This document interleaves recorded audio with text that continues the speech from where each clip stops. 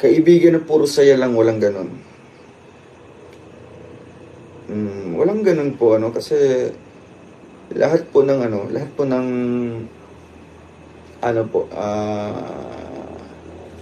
tawag dito, circle of friends, mapa-relationship, family, andun talaga yung kumbaga, ingredients of a perfect, our relationship.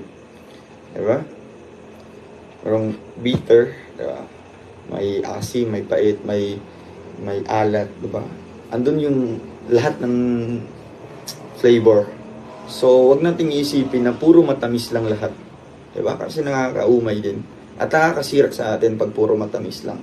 So, yun nga, binabalance po yan. No, na merong alat, konti. So, parang ganoon din po sa magkakaibigan, sa relasyon, sa pamilya, na hindi puro tawanan lahat. Hindi puro kasiyahan lang. Normal yan, darating po na may mga challenges na ganito, ganyan. Please subscribe Role of Malalag. Racial Morales. Thank you.